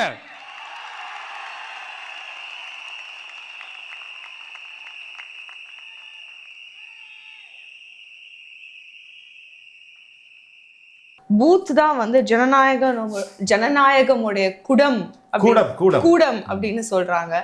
அதுக்கப்புறம் வந்து இந்த பூத்ல வேலை செய்யறவங்க தான் வந்து ஃப்ரண்ட் லைன் பெட்டாலியனை வந்து லீட் பண்ண போறாங்க அப்படின்னு சொல்லியிருக்காங்க. எதுக்கு வந்து இந்த பூத்துக்கு வந்து இவ்வளோ ஒரு எம்பசிஸ்? சீமா, இந்த எலக்ட்ரல் சிஸ்டமை நீ கொஞ்சம் கொஞ்சமாக அப்படியே டிவைட் பண்ணினா இப்போ நம்மளுக்கான அட்மினிஸ்ட்ரேட்டிவ் ஸ்ட்ரக்சர் எப்படி இருக்குது? ஸ்டேட்டு கீழே டிஸ்ட்ரிக்ட் கீழே யூனியன் கீழே பஞ்சாயத்து கீழே வந்து வார்டு கீழே ரோடு, தெரு அப்படின்னு வருது இல்லையா? இந்த தெரு தான் கடைசியான ஒரு ஸ்ட்ரக்சர். இந்த தெருவில் வீடுகள் இருக்குது. இந்த வீடுகளில் இருக்க மக்கள் இருக்காங்க. இந்த மக்கள் தான் போய் ஓட்டு போட போகிறாங்க. அப்போ ஒவ்வொரு எலெக்ஷன் ஒரு போலிங் பூத்துன்னு ஒன்று இருக்கும். நம்ம போய் ஏதாவது இப்போ நம்ம வந்து பக்கத்தில் ஏதாவது ஸ்கூல் இருக்கும், அந்த ஸ்கூலில் போய் போலிங் பண்ணுவோம் இல்லையா? அந்த போலிங் பூத்துக்கு எத்தனை வீடு இருக்குது? ஒரு 300 வீடு, இல்லைனா சிட்டியில் இருந்தால் ஒரு 1000 வீடு இருக்கும், இல்லைனா ஒரு 2000 வீடு இருக்கலாம். 1000 வீடு தான் அதிகபட்சமாக இருக்கும். 1000 வீடுகள் இருக்கும். 1000 வீட்டுக்கு இந்த பூத் அப்படின்னு. அப்போ அந்த 1000 பேரையும் ஒரு குரூப் ஆஃப் பீப்புள் போய் சந்திக்கணும். ரெண்டாவது, அவங்க தான் அந்த எலெக்ஷன் நடக்கும்போது அங்கே உட்காந்துருக்கணும். பூத் ஏஜென்ட்னுவாங்க. இப்போ எம்எல்ஏ எல்லா இடத்துலையும் போய் நிற்க முடியாது இல்லையா? எல்லா பூத்துலையும் நிற்க முடியாது. அப்போ அவருடைய ரெப்ரசன்டேட்டிவ்ஸாக அங்கே வந்து பூத் ஏஜென்ட்ஸ் இருப்பாங்க. அவங்க தான் உள்ளே உட்காந்துருப்பாங்க. ஓகே, இவர் வராரு, இவர் கரெக்டாக ஓட்டு போடுறாரா, இல்லை யாராவது இன்ஃப்ளூயன்ஸ் பண்ணுறாங்களா, அதிகாரிகள் இன்ஃப்ளூயன்ஸ் பண்ணுறாங்களா, இல்லை கட்சிக்காரங்க ஏதாவது இன்ஃப்ளூயன்ஸ் பண்ணி அந்த போலிங் நடக்கிற அந்த இடத்துல ஏதாவது மேல் ப்ராக்டிஸ் நடக்குதா, இதெல்லாம் பார்க்குறது அந்த பூத் ஏஜென்ட் தான். அதான் அவர் தான் இந்த மொத்த டெமோக்ராட்டிக் இந்த எலக்ட்ரல் ப்ராசஸில் ரொம்ப கீழே இருந்தாலும் ரொம்ப முக்கியமான வேலை வந்து அவர் தான் பார்ப்பார். அவர் தான் ரொம்ப அங்கே வந்து ஹீரோ. ஆனால் நம்ம தீயசக்தி என்ன பண்ணணும்னு சொன்னார், கண் அப்படி பார்த்துக்கிட்டே இருக்கும்போது முடியை தூக்கிட்டு போயிடுவாங்களா, அது மாதிரியான பல வேலைகள் அங்கே நடக்கும். எல்லாருமே ரிச் பீப்புளாக இருக்க மாட்டாங்க. பூத் ஏஜென்ட்டுக்கிட்ட காசு கொடுப்பாங்க. இந்த 5 லட்சம் போ, அரை மணி நேரம் போய் டீ சாப்பிட்டு ஒரு 2 மணி நேரம் கழிச்சு வா, அதுக்கு எவ்வளோ? 5 லட்சம் போ. எதுக்கு? அவர் 2 மணி நேரம் வெளில போகிறாருல்ல, அந்த டைமில் வர்ற ஓட்டெல்லாம் இவங்களுக்கு குத்திக்கிறது. ஏன்னா அப்போஸ் பண்ணுறது யாரும் இருக்க மாட்டாரு. இது ஜனநாயகத்துக்கே வந்து ஒரு அசிங்கம் தான்மா. அங்கே உள்ள ஒரு இப்போ என்ன சொல்கிறது, ஒரு ஆஃபீஸர் இருப்பார், ரிசைடிங் ஆஃபீஸர் பேர். அவர்கிட்ட ஒன்று மிரட்டுவாங்க, இல்லைன்னா காசு கொடுக்குறேன்னுவாங்க. ஏய் அவ்வளோதான் கிளம்பு, இல்லைன்னா அமைதியாரு, குத்திருவேன் வெளில வந்தானா அவன் என்ன, அவர் அந்த ஆஃபீஸர் என்ன பண்ணுவார், எதுக்கெல்லாம் நமக்கு வம்பு, அவர் வேறு எங்கேயாவது ஊர்லேருந்து வந்திருப்பார், ஒரு ஸ்கூலில் ஹெட் மாஸ்டராக இருப்பார், இல்லைனா வேறு ஏதாவது கவர்மெண்ட் டிபார்ட்மெண்ட்டில் இருப்பார், மிரட்டுவாங்க. சரி நமக்கு இதெல்லாம் வம்பு, நம்ம அமைதியாக இருக்கலாம்டா அப்படின்னு அமைதியாக இருந்துருவார். போட்டு குத்திட்டு அனுப்பிச்சி விடுவாங்க. இது மாதிரியான அனைத்து அட்டூழியங்களும் அங்கே நடக்கும். அதுவும் சாயங்காலம் ஆச்சுன்னு வச்சுங்க, அந்த எலெக்ஷன் டைம் 5 மணிக்கு முடியுதுன்னா ஒரு 4 மணிக்கே கூட்டம் கொஞ்சம் கம்மியாயிடும். அந்த டைமில் ரொம்ப ஆட்கள் கம்மியாக இருப்பாங்க, பூத் ஏஜென்ட்ஸ் தான் இருப்பாங்க. அப்போ வந்து தம்பி எல்லாருக்கும் அரை மணி நேரம் தரேன், நீ வந்து அரை மணி நேரத்தில் எவ்வளோ போட முடியுமோ போடு, நீ எவ்வளோ போட முடியுமோ போடு, நீ எவ்வளோ எல்லாரும் வந்து பிரிச்சுப்பாங்க. ஏன்னா இவங்களுக்கு தான் தெரியும் எத்தனை வந்து ஓட்டு ரெஜிஸ்டர் ஆகிருக்கு, எத்தனை ஓட்டு இந்த பூத்தில் வர வேண்டியது, எத்தனை ஓட்டர்ஸ் வந்து ஓட்டு போட்டுட்டாங்க, போடாத ஓட்டு எத்தனை இருக்குது அப்படின்றது அவங்களுக்கு தெரியும். அந்த லாஸ்ட் 1 ஹவரில் குத்திக்கலாம் அப்படின்வாங்க. இது மாதிரிலாம் எல்லா தில்லுமுள்ளும் பண்ணுவாங்க. அதான் இப்போ எங்கள் பொதுச் செயலாளர் பேசும்போது கூட, காலையில் 6 மணிக்கு நம்ம பூத்துக்கு போனோம் அப்படின்னா சாயங்காலம் 6-7 மணி ஆனாலும் அந்த பூத்தில் கடைசி வரைக்கும் நாம் இருக்க வேண்டும். இல்லை என்று சொன்னால் சாயங்காலம் 5-5:30 மணிக்கு நான் ஒரு 20 ஓட்டு போட்டுக்கிறேன், நீ ஒரு 20 ஓட்டு போட்டுக்கிறியா அப்படின்ற மாதிரி நம்ம ஆளுங்க கேட்பாங்க. அப்போ மாற்று கட்சி கேட்குறாங்கன்னு சொன்னோன்னே நம்ம ஆளுங்க சரி எனக்கும் 20 ஓட்டு கொடுக்குறியா அப்படின்னு நம்ம நினைப்போம். ஆனால் அவங்க மற்ற கட்சியெல்லாம் பார்த்திங்கன்னா பல வருடங்களாக இருந்தவங்க டம்மியாக ஆளை போட்டுட்டு 5-6 பேரை உட்கார வச்சுட்டு அவங்க 100 ஓட்டை போட்டுக்கின்னு நமக்கு 20 ஓட்டு போட்டு கொடுக்கணுமான்னு கேட்பாங்க. ஆனால் நம்ம தோழர்கள் உங்களை நீங்கள் சொல்லி நாங்கள் அந்த திருட்டு ஓட்டை 20 ஓட்டு நாங்கள் போட வேணாம், எங்களுக்கு மக்கள் ஓட்டு போட்டுட்டு இருப்பாங்க, அதனால் நான் உங்களை போட விடமாட்டேன் என்று தான் நீங்கள் சொல்ல வேண்டும்.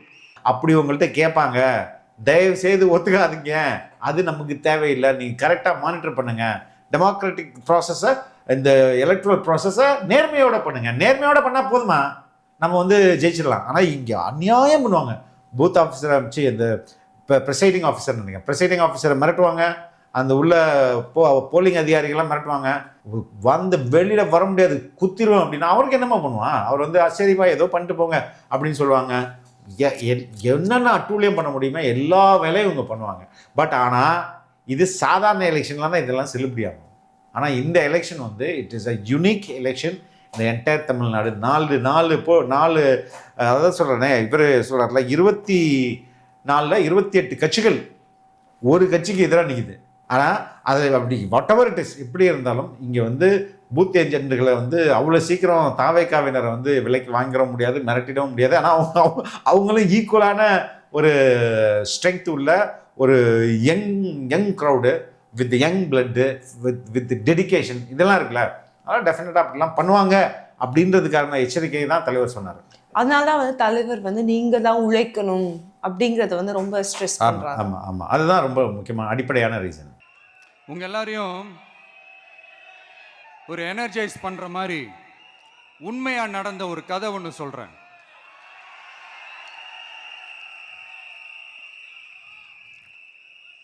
சொந்த நாட்டையே ஒரு கூட்டம் அபகரிக்குது.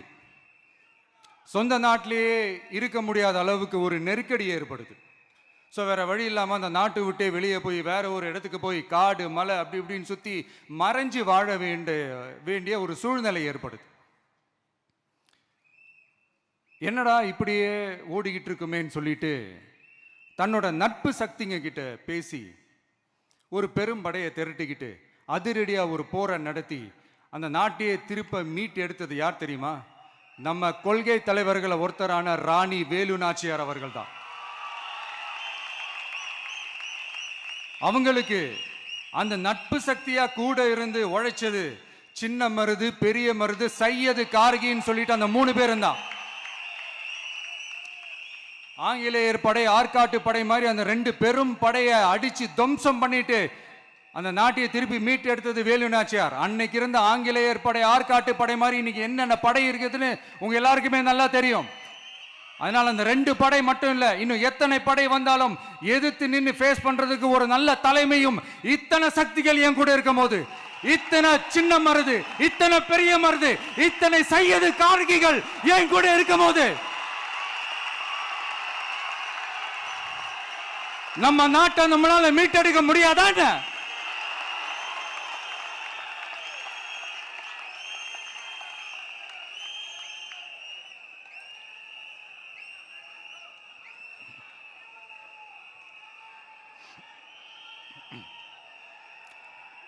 அதுவும் இந்த படை, நம்மளுடைய இந்த டிவிகே படை நட்பு சக்தி இருந்தாலும் இல்லைனாலும் தனியாவும் நின்று கெத்தா ஜெயிக்கிற அளவுக்கு ஒரு மிகப்பெரிய படை. அதுலயும் ரொம்ப முக்கியமா இன்னைக்கு இந்த கூட்டத்துக்கு வரலனாலும் நான் அந்த போர்ல நடந்த அந்த கதை மாதிரி கட்ஸான குயில்கள் நிறைந்த பெண்கள் படையும் நம்மளோட இருக்கிறாங்க. அந்த பெண்கள் படையை பார்த்துதான் அரசியல் அரங்கமே அதிர்ந்து போயிருக்குது. அந்த வேலு நாச்சியாரோடைய கதையை சொல்லிட்டு நீங்க எல்லாருமே வந்து அந்த மாதிரி இருக்கணும், வேலு நாச்சியாருக்கு வந்து ஹெல்ப் பண்ணவங்க அந்த 3 பேர் இருக்குல்ல அவங்கள மாதிரி இருக்கணும் அப்படின்னு சொல்றாரு. அதே குயிலின்னு ஒரு வார்த்தை யூஸ் பண்ணிருப்பாரு. Yes, அதுதான் ஃபர்ஸ்ட் சூசைட் பாம்பர். ஐ மீன் ஆமா, இந்த ஹிஸ்டரி ஆஃப் என்டையர் ஹிஸ்டரியிலே வச்சுங்களேன். அவங்களுடைய ரோல் ரொம்ப முக்கியமானது.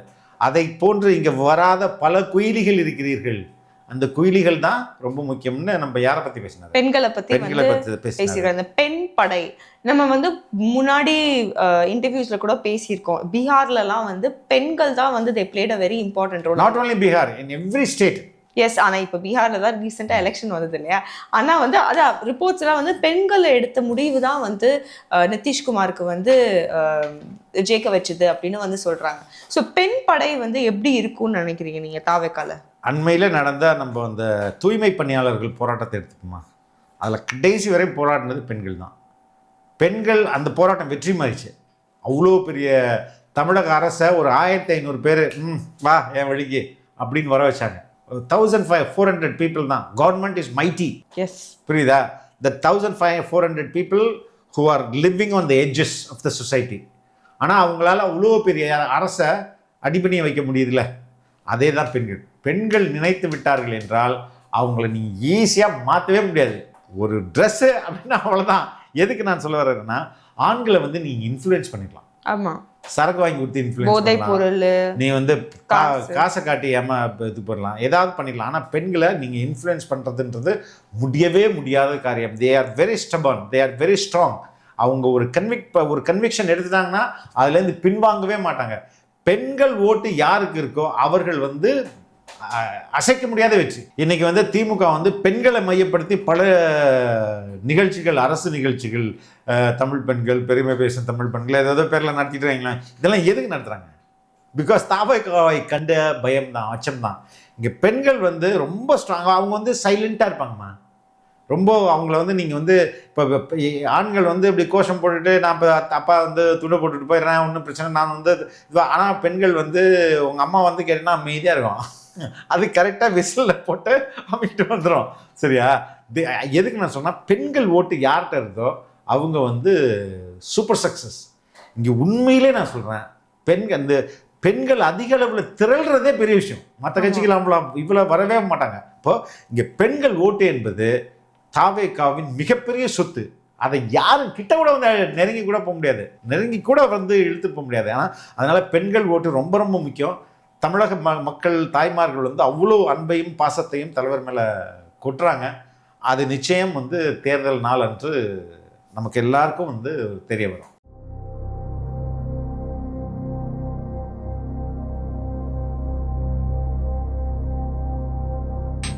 ரொம்ப ரொம்ப நன்றி டாடி. கான்ஃபிடென்ட்டா இருக்கலாம், வெற்றி வந்து நமக்கே. ரொம்ப நன்றி. மீண்டும் மீண்டும் பேசலாம். Thank you Lisa, thank you.